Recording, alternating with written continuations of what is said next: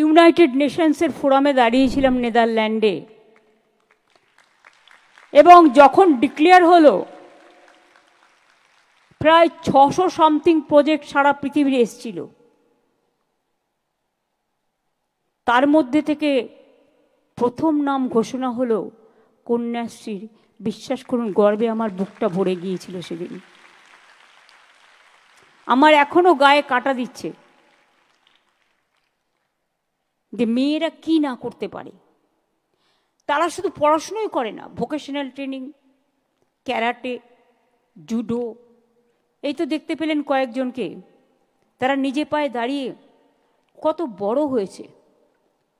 তারা কেউ পাইলট হয়েছে, কেউ ইঞ্জিনিয়ার হয়েছে, কেউ ডাক্তার হয়েছে, কেউ ডান্সার হয়েছে, কেউ ফুটবল চ্যাম্পিয়ন হয়েছে, কেউ যোগ চ্যাম্পিয়ন হয়েছে, কেউ কাবাডিতে চ্যাম্পিয়ন হয়েছে, কেউ চেস খেলছে, নানা রকমভাবে। এবং আমি গর্বের সাথে বলতে পারি 2011 সালে পর থেকে এই প্রোগ্রামটা করার পরে 2011-12তে মেয়েদের ড্রপ আউট রেট ছিল প্রায় 4.5%, আজকে হয়েছে 0.00। যারা বাংলাকে নিয়ে সমালোচনা করেন তাদের বলি, স্বামী বিবেকানন্দ বলতেন নিচু থেকে লোক তুলে আনতে, ম্যাথরের ঘর থেকে, মুচির ঘর থেকে নেতৃত্ব বেরিয়ে আসবে। আজকে গর্ব করার নেই, আজকে মেয়েরা দেখিয়ে দিয়েছে। প্রাইমারি এডুকেশনের ড্রপ আউট রেট বেঙ্গলে 0.00। Many congratulations to Education Department, Women Child Department and all other associates, শিক্ষক শিক্ষিকা এবং আমার ছাত্রী বন্ধুরা। Thank you so much. সেকেন্ডারিতে 11-12 সালে মেয়েদের মধ্যে ড্রপ আউট রেট ছিল 16.32%, আর 23-24 হয়েছে 2.9%। তার মানে মেয়েরা পড়াশোনাটা করছে ভালো করে। হায়ার সেকেন্ডারি 15.41% 11-12তে ছিল ড্রপ আউট রেট, এখন হচ্ছে 3.17%। কারণ এই সময়টা অনেকে গ্র্যাজুয়েশন কমপ্লিট করে চাকরি বাকরিতে চলে যায়। তা সত্ত্বেও এটা কি গর্ব করার ব্যাপার নয়? আমরা যখন ছোট ছিলাম আমি দেখেছি বাবা মারা যাবার পর আমাকে গলার একটা হাড় বিক্রি করে আমাকে কলেজে ভর্তি হতে হয়েছিল। কিচ্ছু ফেসিলিটিস আমাদের সময় ছিল না, নো অ্যাডভান্টেজ।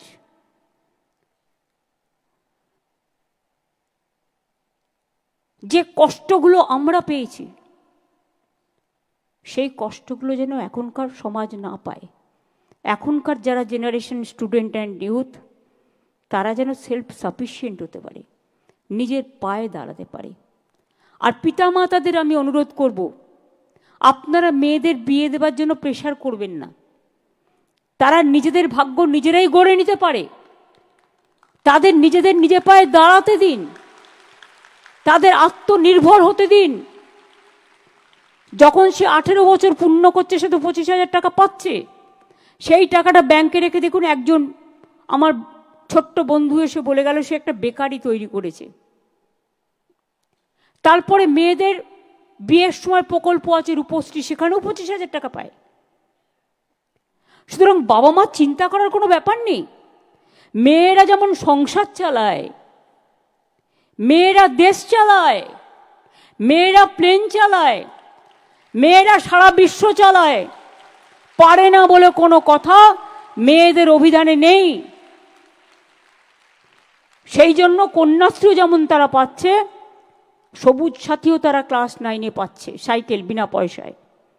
এবং যখন তারা ক্লাস 11-এ হচ্ছে, তখন আমরা তাদের বিনা পয়সায় স্মার্টফোন দিচ্ছি। তার কারণ তারা যাতে স্মার্টফোনের মাধ্যমে তাদের যেটা প্রয়োজন সেটা সার্চ করে নিতে পারে। এবং সেটার নাম দিয়েছি আমি, নেতাজি সুভাষচন্দ্র বোসের নামকরণ একটি বই আছে, তরুণের স্বপ্ন। তরুণের স্বপ্ন। তাছাড়াও মনে রাখবেন, গবেষণা, উচ্চ মাধ্যমিক এসবের জন্য আমরা একটা স্বামী বিবেকানন্দ স্কিমস, যেটা মেরিট কাম স্কলারশিপ আছে, সেটাও আমরা দিচ্ছি। গবেষকদের গবেষণার জন্য সব টাকা ইউজিসি বন্ধ করে দিয়েছে, কিন্তু ওটাও আমরা নিজেরা দিচ্ছি। আগামীকাল স্বাধীনতা দিবস। আমি আপনাদের সকলকে বলবো, মাথা উঁচু করে এগিয়ে যান। রবীন্দ্রনাথ ঠাকুরের ভাষায়, চিত্ত যেটা ভয় শূন্য, উচ্চ যেটা শির, where the mind is without fear and the head is held high। মনে রাখবেন, সংকীর্ণতা নয়, বিভেদ নয়, ভেদাভেদ নয়। আমার কন্যাশ্রীরাই বিশ্বশ্রী হয়ে বিশ্বকে পথ দেখিয়ে বলতে পারে, we are one, we are together, we are United, এবং উই আর স্ট্রং এনাফ, এটা বলতে পারে। আপনাদের সকলকে বলবো, বিশ্বের মুকুট আপনারা মাথায় পড়ুন, বিশ্ব বাংলা জয় করুন। নাসা থেকে ভাষা সবটাই কিন্তু বাংলা নিয়ে। মনে রাখবেন, এ মাটি সোনার মাটি, এ মাটি সোনার চেয়েও খাঁটি। এই মাটিতে জন্ম নিল রবীন্দ্র নজরুল, একই বৃন্তে দুটো কুসুম আলোকময় সে ফুল। এই বাংলায় জন্ম হল প্রকৃত সভ্যতার, ইতিহাসের পাতায় আছে কত সংস্কার। তাই বাংলার ঘরে ঘরে নবপ্রজন্ম হাল ধরো আজ ভারতের দরবারে। মাথা নত হবে না,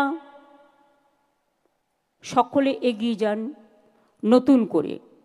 আমি মনে করি দেশের সেরা বাংলা, বিশ্ব সেরা বাংলা, মাতৃমহিমা বাংলা, কর্মময়ের বাংলা, সভ্যতার সূর্য বাংলা, সদা জাগ্রত বাংলা, সংস্কৃতির বোধন বাংলা, মানবী মোদের বাংলা, স্রষ্টা সৃষ্টিতে বাংলা, নদী মাতৃকায় বাংলা, সবুজ ঘাসেও বাংলা, সোনার ধানে বাংলা, সোনার শ্যামলা বাংলা, অরণ্যে ঘেরা বাংলা, সোনালি আলোয় বাংলা, ফুলে ফলে ভরা বাংলা, জাগরণেও বাংলা, উৎসবেও সেরা বাংলা, উত্তরণেও বাংলা, উন্নয়নেও বাংলা, নোবেল জয়ীও বাংলা, ভাষা থেকে নাসা বাংলা, বৈচিত্র্যের ঐক্যে বাংলা, সম্প্রীতিতে বাংলা, শুভবুদ্ধিতে বাংলা, সমৃদ্ধিতেও বাংলা, তোমার আমার বাংলা, মোদের গর্ব বাংলা, কন্যাশ্রীর বাংলা, বাংলা জয়ী বাংলা। এটা আমি গতকাল লিখছিলাম। কত দিক, কত বৈচিত্র্য, কত বাহার, কত সুরভিত ভাষা। বাংলা ভাষার যে মাধুর্য আছে না, সেই মাধুর্য কোথাও পাবেন না। হ্যাঁ, প্রয়োজনে আমাদের ইংলিশ শেখা দরকার, তার কারণ এটা ইন্টারন্যাশনাল ল্যাঙ্গুয়েজ বলে। আজকে তো ইংরেজিটাও ভালো বলে, বাংলা স্কুলেও ভালোভাবে ইংরেজিটা পড়ানো হয়। আগে ক্লাস 5 পর্যন্ত ইংরেজি বন্ধ ছিল, কিন্তু আমরা এসে আবার চালু করে দিয়েছি। সব ভাষাই জানা উচিত। যত ভাষা শিখবেন তত উন্নত হবেন, কিন্তু দয়া করে মাতৃভাষাকে ভুলবেন না, মাকে ভুলবেন না, মাটিটাকে ভুলবেন না, জননীকে ভুলবেন না, আম্মাকে ভুলবেন না, মাদারকে ভুলবেন না। আমাদের মাটি, এ মাটি স্বামীজির মাটি, রামকৃষ্ণের মাটি, নেতাজি সুভাষচন্দ্র বোসের মাটি, রবীন্দ্রনাথ ঠাকুরের মাটি, দেশবন্ধুর মাটি, রাজা রামমোহন রায়ের মাটি, ঈশ্বরচন্দ্র বিদ্যাসাগরের মাটি, চৈতন্যদেবের মাটি। মনে রাখবেন, এ মাটি ক্ষুদিরাম, প্রফুল্ল চাকি, বিনয় বাদল দীনেশ, মাতঙ্গিনী হাজরা থেকে শুরু করে, নেতাজি সুভাষচন্দ্র বোস থেকে শুরু করে, রবীন্দ্র নজরুল থেকে শুরু করে, কে নয়? দেশের স্বাধীনতা আন্দোলনে যারা সবচেয়ে বেশি জেলে ছিল তাদের সংখ্যা, আলিপুর মিউজিয়ামে গিয়ে কখনো মেয়েদের ঘুরিয়ে আনবেন, দেখবেন বাংলার 70% লোক জেলে ছিল। আন্দামান নিকোবরে সেলুলার জেলে, আমি ওটা তুলে নিয়ে এসে এখানে আলিপুরে রেপ্লিকা করে রেখে দিয়েছি। তারপরে ছিল পাঞ্জাব। বা সেই জন্য বিশ্বকবি রবীন্দ্রনাথ ঠাকুর যখন জাতীয় সঙ্গীত রচনা করেছিলেন, তিনি শুরু করেছিলেন পাঞ্জাব থেকে, শেষ করেছিলেন বঙ্গে এসে। পাঞ্জাব, সিন্ধু, গুজরাট ও মারাঠা, দ্রাবিড়, উৎকল, বঙ্গ। কেন বলেছিলেন? অনেকে ভেদাভেদ করে, কিন্তু একবারও ভেবে দেখেছেন যখন স্বাধীনতা আন্দোলন চলছে, দেশে জাগরণ চলছে, কবি নজরুল গাইলেন কারারই লৌহ কপাট ভেঙে ফেল করলে লোপাট রক্ত জমাট শিকল পূজার পাষাণ ভেদি। কখনো বা লিখলেন দুর্গমগিরি কান্তার মোর দুস্তর পারাবার লঙ্ঘিতে হবে রাত্রি নিশীতে যাত্রীরা হুঁশিহার। কখনো বা লিখলেন ফাঁসির মঞ্চে গেয়ে গেল যারা জীবনেরও জয়গান, আসিও লক্ষ্যে দাঁড়াইছে তারা দিবে কোন বলিদান।